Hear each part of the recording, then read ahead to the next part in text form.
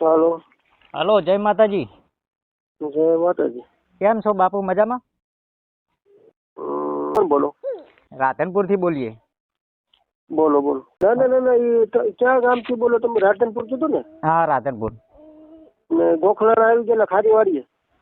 હા, એટલે એક પ્રશ્ન, નારણગીરી બાપુ, તમને પ્રશ્ન એક એવો છે કે તમે બીજી સમાજના જે આભડશેઠવાળી વાત કરી હતી એમાં અમારી સમાજનું નામ તમે લીધું હતું અને એમ કીધું હતું કે દેવી પૂજકને અમે મંદિરમાં નથી ઘૂસવા દેતા, એટલા જ માટે મેં તમને કોલ કર્યો છે. હાલો, જવાબ આપો. પણ આપણા બેની વચ્ચે ત્રીજો માણસ કોઈ આપણે ઓળખતા ના હોય, આપણને ખરાબ શબ્દ બોલો તો કેવું લાગે?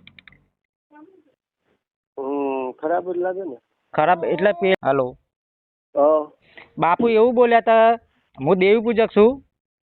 હમ. સમાજમાં તો કઈ પેલું હોય નહીં, એટલે અમારી સમાજ આભડશેઠમાં આવે.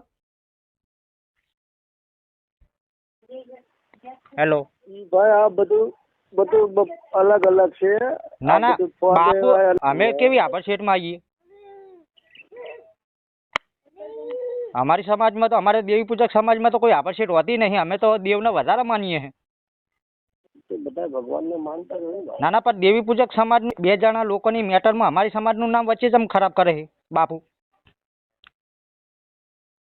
ભાઈ, આ બધું કેટલું લોલમ હાલે. મારે 6 મહિનેથી આવા ફોન આવતા હતા કે અમે મંદિરમાં ઘૂસવા દેતા નહીં, એટલે અમારો સમાજ ક્યાં નડ્યો? કોઈ ભગવાનના દરબારમાં કોઈ નડતું નથી. પણ અમે દેવી પૂજક એટલે દેવીને વધારે માનવા વાળા કહેવાય લોકો. તો આનું શું હવે? નારણગીરી બાપુને બહુ આભડશેઠ આવતી હોય ને તો ગામ છોડીને જતા રહો. બીજી સમાજને હેરાન કરશો નહીં, મહેરબાની કરીને. તમે જે મોટી મોટી દાઢી ને જટા વધારી ને એ બધી ઉખડી જા. તમે વિરોધ કરવા ઉતર્યા ને દેવી પૂજક સમાજમાંથી. પૂછું આ વાતનો એનો મતલબ શું થયો બોલો? અત્યારે હોટલમાં તો બધા જઈએ છે, બરોબર? હોટલમાં જઈએ કે એવું નક્કી હોય કે આપણે પટેલ છે, ઠાકોર છે, દેવી પૂજક છો, તમે બ્રાહ્મણ છો, તમે કઈ સમાજમાં આવો? ગૌસ્વામી? હેલો. બોલો બોલો. તમે ગૌસ્વામીમાં આવો?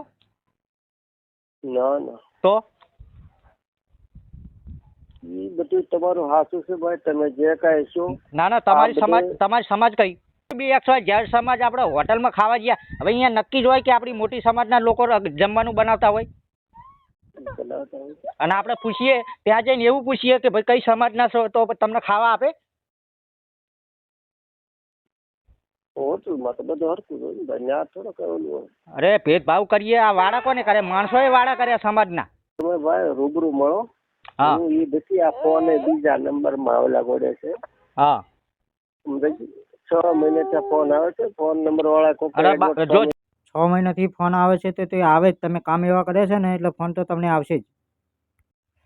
નારણગીરી બાપુ, તમને ફોન તો આવશે જ. તમે કામ એવું કર્યું છે અને ત્યાં અમે આવીશું ને, અમારી સમાજ દેવી પૂજક સમાજ ને બીજી સમાજનો જે તમે વિરોધ કર્યો છે ને આભડશેઠ બાબતે, ત્યાં આવશે ને તો તમારે અહીંયાથી સમાજનો વિરોધ કરવામાં કોઈ મજા નથી. એટલે તમે સમજી જાજો, આ લાસ્ટ તમને વોર્નિંગ છે.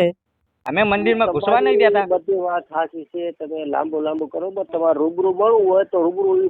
હા, તે રૂબરૂ મળવાનું થશે ને તો રૂબરૂ પણ મળી લેશું. પણ આ સુધરી જજો, કોઈનો વિરોધ કરવામાં મજા નથી. અને આભડશેઠવાળી વાત તો કરતા જ નહીં કોઈ દિવસ. આભડશેઠના કારણે એમાં અમારી સમાજનું નામ લીધું બાપુએ. કદાચ અમે તમારે ગૌસ્વામી કહેવાય, એમના અમે બાવા કીધા હોય તો, બાવા કીધા હોય તો કેટલો વિરોધ થાય? પણ જાણ્યા જોયા વગર ના શબ્દો કોઈના સમાજ વિશે કઢાય.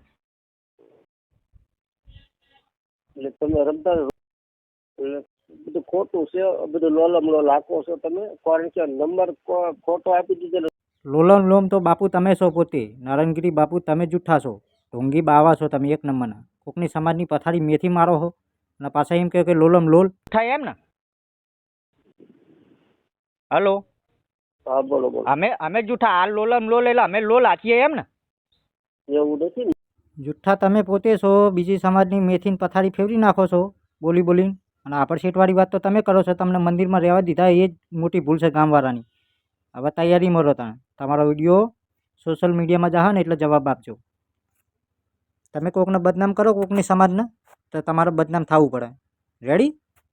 કાલે વિડીયો આવશે.